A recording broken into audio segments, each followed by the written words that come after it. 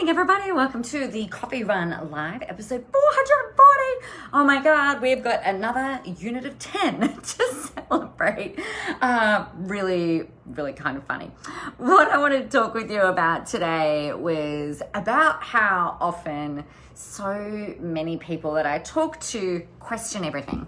So what I mean by this is like, I'm sure that you have, hey Kellyanne, I'm sure that you've had these times where it's like, should I do this? Should I do that? And in my head, I was like, should I do this or should I do that? You know, that ad that goes along to that song. It's made me kind of like jiggle. Do.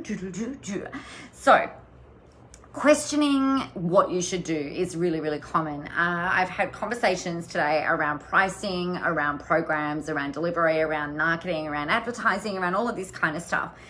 And the big thing I think that's really kind of curious is that what we know is that people really look for certainty, right? They're looking for the answers. And I am, you may be very surprised to know, I'm a really huge lover and advocate of structure. And I'm also a really huge advocate of flow and of being free. And I was just talking with a very amazing client actually just now. I just got off the phone to her and I'd been sharing about how I used to do things and how I do things now. So one of the big things, I think the big overarching lesson, hey Catherine, one of the big overarching questions, I suppose, is that should I launch? Should I advertise? Should I promote? How much should I charge? There's a whole lot of shoulds that tend to come up in our vocabulary, right? And to me, like the shoulds are almost like the nemesis of creativity. Yes, Catherine, I know, structure and flow, really surprising, isn't it? And I think, the way that I used to do things was very systematic, very almost regimented isn't the right word, because I've always been creative, although I never used to think I was creative. But the way that I've always wondered, the way that I'd always done this is like, okay, well, I know that in order for me to hit my financial goals, I have to sell X number of things at X number of dollars. And that would also always impact my pricing and the way that I would charge. It's really funny because one of the other things that I've done live events for years, and you may or may not have seen, I've promoted Sales and Marketing Spy School a lot over the years, Visible Live, doing that over the last 18 months. And I guess for me, the way that when I very first started running those events, I remember saying to my mentor, how much should I charge? And they said, well, you don't want to charge this, but you should probably do this. And I was like, okay. And I think for me, a big part of the reason why I always used to charge at a higher price point was because I was scared that not very many people would buy. So I thought, right, if I'm pricing it higher, then I've got people coming in and I'll be able to make money. The other thing that I used to be really concerned with, and this is really funny, I think it's funny, one of the things I used to be really concerned, not concerned is maybe not the right word, but I always wanted to make sure that I was pricing myself at a point that was most of the time more expensive than everybody else. And part of the thinking around that was from a positioning perspective, and it worked, it was great. It also changed and impacted almost like the quality of the clients that I had coming through. If you're paying $6,000, $7,000, $8,000 for a program, then you are more likely to implement. You're going to generally be at a certain place in your thinking. You're more likely to be at a certain place in your knowledge. This used to be my belief. And one of the really interesting things, I was talking to another client yesterday, and I said, and my husband actually on one of our walks, it's like people will live and die for what they believe in. And they will always look for the evidence to support their beliefs, right? So back then I was like, well, if I'm to be taken seriously and if people are going to implement, they've got to have a lot more skin in the game. They've got to pay more money. They've got to do this. They've got to do that. It's a whole bunch of bullshit. You can have people like, so I'm in a program at the moment. I think I shared with you guys yesterday. I'm eating vegan for the next 2 months, working out, following this eating plan and this exercise regime, and I'm feeling really great actually. And I'm like, I can do fucking anything for 2 months.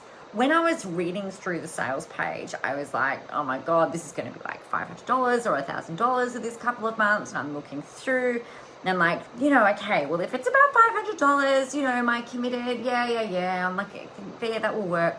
And then it was like $50. I'm like, shut the fuck up and take my money. This is insane. I'm totally in, totally in. So, and this woman, I view her as being an industry leader. I view her as being a complete badass. My point with that is that you don't have to, or you shouldn't have to just charge high ticket or higher prices because you think that it's going to impact your positioning, or because you think it's going to impact your position in the hierarchy of the industry. No one outside of the people in your industry give a flying fuck about the hierarchy of an industry, right? No one else cares. Your potential clients don't really care. What they care about is feeling connected to you and them being able to see that you can actually help them, right? They don't give a flying shit whether you're the number one salesperson in the region or whatever. They don't care. So the only people that really matter is what your people think and what your people see. So there was all of these shoulds, right? Should I advertise? So this is another conversation point that came out of a session. I used to spend between $250 and $300 a day on Facebook advertising. It worked. It was amazing. I still advocate for Facebook ads. They're amazing. They're super targeted. They're super helpful. Hey, Sarah. They're really, really awesome, and they're really, really excellent. However, the way that my client articulated it this morning was like, it can end up being this big machine that you're just constantly feeding in order to get to where you want to be. But is it actually really where you want to be? And I'd made this decision going back a few years ago that, I don't want to be that's not how I want this to be. I don't want to run my business this way. I don't want to live my life this way. And so I made changes. But mentors were like, oh, but you should do this, and you should do this, and you should have to do this, and every man and his dog has got a should that you should do. And to me, the best thing that I ever did was turn everything off. And just come back and go, all right, what would be fun to run? What would be fun to do? What would be fun to create? What would be helpful to create? What would be helpful to do? You guys, these days I spend like $25 a day on Facebook ads. I might spend a little bit more if there's something that I'm like, it feels really aligned to promote this, then I'll do that. But I don't spend very much money at all. I'm still working all over the world with people. I'm still doing everything that I've always been doing. I'm not back at $1 million a year yet. But I've got lifestyle. I'm free to make choices that I want to make. One of the other questions, we're talking about shoulds, right, is when it comes to running online programs. Now, I don't know how many of you want to run online programs. I suspect probably most of you. A lot of people who follow me are like, yes, I need to be more visible because I want to sell online programs. I want to have leverage. I want to reach more people. I want to work with people all around the world. I don't want to always do my work one-on-one, right? And if you think about it, there's a whole lot of shoulds in the online world as well, where you should have an evergreen program, you should have a self-study, you should deliver it live, you should deliver it on Zoom, you should deliver it in person. Pardon me, you should be doing live events, you should be doing this. I'm like, fuck that. The thing to come back to, again, is to test and play. Work out what feels really good for you. Something I shared with my client earlier was that I really thrive with running things live. I love it. I love doing my coffee runs. I love connecting with you guys. I hope you love connecting with me. You don't always talk to me, which, makes me a little bit sad. I really like it when you all comment. But aside from that, it's okay. I won't take it personally, don't worry. Just send coffee or presents. Just say thank you. That's fine. No, just kidding. the thing with running your programs is you've got to have, I can tell you what I've done that's worked really well. Somebody else can tell you what they have done that has worked really well. And that's really awesome and important and excellent information. And that is the whole fucking point of hiring a mentor, right? Is so that you can shortcut your progress, shortcut your learning, and accelerate your results. That is the whole point. If you buy an online program, that's the reason, is you want to learn something that you didn't already know. Oh, thank you, Rebecca. I really appreciate it. She said, I'm here and I love it too. Mwah, love to you. The thing is that just because the way that I do things work really well for me and it feeds me, it doesn't mean that it's going to work for you. Like you've got to try stuff. So I used to deliver things pre-recorded, not my live streams and stuff, but my blogs all used to be pre-recorded. My the training that I used to deliver, bits of it used to be pre-recorded. And I just decided at the start of end of 2017, start of 2018, I'm like, you know what? Screw this.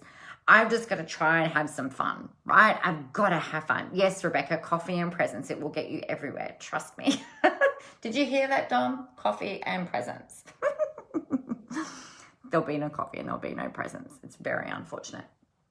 But the thing that you've got to remember is you've got to try playing. So I was and testing and measuring. Everything was pre-recorded and I felt really disconnected. Part of the reason that I really love doing the coffee runs is because I feel connected to you. Hi, Jill. How are you? I feel really connected to you guys. I feel like even if we're not really talking, that if I can offer something that's helpful for you, and if I can cut through the noise and give you like one gold nugget a day or a week, my job here is done. I'm freaking happy. I deliver my programs live because they fuel me. They keep that connection going and I love it, right?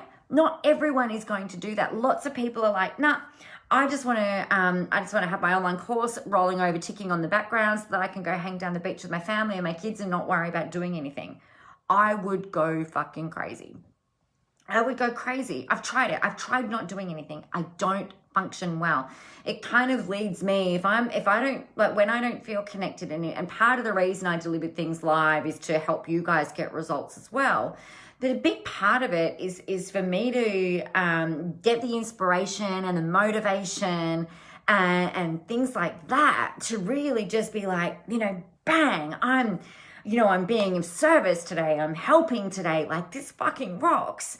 And if I don't have that, it leads to kind of like this apathy. It's like, it's not depression, but it's kind of like depression where I feel like I don't know what's going on in your world. I don't know how it's going. I don't know how your results are going. I don't know where you're up to. And I really love that. I really love hearing where people are at when they're learning and with what they're doing. Oh, Jill, I'm glad that you're good. I miss you too. Wah, stupid Corona. It sucks. Bloody Corona. So the best advice that I can give you, I think, and in 10 years time, maybe I'll be giving you different advice. Who the heck knows? Because 10 years ago, I would not have said this. 10 years ago, I would have said, know your numbers, think of something that you can sell for $4,000, 4, 5, 6 grand, pump that through, get 83 people a year that you can help, and you make $500,000 a year. That was kind of like my mantra. That was the thing that I would always do. And I helped a lot of people doing that. But for me, what really changed was going, all right, well, there's got to be a better way. I burnt out again. I became very disenfranchised. I decided that I didn't want to run my business. If this is how business needed to be run, this is not that long ago, you guys. This is just like the end of 2017. It was like, if this is how business needs to be run, fuck it, you can jam it. I'll go and renovate houses. I'm not interested in doing business in this way. It was hard. It felt like hard slog. I'm passionate about marketing and I'm passionate about human behavior and I'm passionate about emotional connection and, I'm passionate about helping and teaching and training and educating and motivating, inspiring, but not at that cost. It was horrible. And so the shoulds were, how about you do it in the way that will feel good? And I wonder what would happen if things flowed from there. And it was one of the biggest turning points, I think, of my life, actually. where it's just like, you know what, if I can do this, and if I can have fun, and if I can help people get results without spending a ton of money on ads, without having to sit there and do webinar after webinar after webinar after webinar after webinar after webinar twice a week, and then sometimes 3 times a week saying the same thing over and over again. If I can run different courses that I'm passionate about, that are fun, or run no courses, then, you know, if I can make this work and you know, make a really great living out of it and help a lot of people along the way, then, you know, I'm in for that. Let's give it a whirl. And it fucking worked. You know, I still to this day, I'm just like, I look back at the last 2.5 years and I'm like, holy crap, you know, how much freedom I have. I had no freedom before. I was chained to the phone. I was chained to the computer. I was chained to everything. It's a really different polar opposite actually to how I felt going back maybe even 5 years ago. So the big piece of advice for you today is get rid of the shoulds. If you think that you should do something, come back and go, well, is that actually true? Do I really should have to do this? Because I don't know if I do. You know, if you feel like you should price something at something because you're looking at other market leaders, you know, blah, blah. Or if you're looking at other competitors, which is a bunch of bullshit. Like if you're looking at everybody else, like just put that aside and go, how much do I feel like I should charge for this? What feels right? What feels aligned? What feels a no-brainer price? Like that program that I'm saying, you know, $50, shut up and take my money. How can you create a shut up and take my money feeling for you and for your people? And you know, how can you shift this energy? Because when you step into flow, when you step into that beautiful divine way of you doing what you do, the magic happens. I promise you, it clicks in. And it can take a little bit for the momentum to build. But if you've been thinking that there's a better way, there probably is. That's my wise words for you today. Jill, congratulations on your book. How exciting. Oh my God. I can completely relate to the feeling of a book being finished, as you well know. Very exciting. All right, you guys, I'm going to love you and leave you. If you have any questions about the shoulds or anything else to do with visibility, marketing into the spotlight, like anything at all, just ask me anything. And if I can answer for you, I absolutely will. But in the meantime, rock on, go on and get yourself out there, have a whole ton of fun doing it. And remember, the world is ready for your brand of awesome. I will see you tomorrow.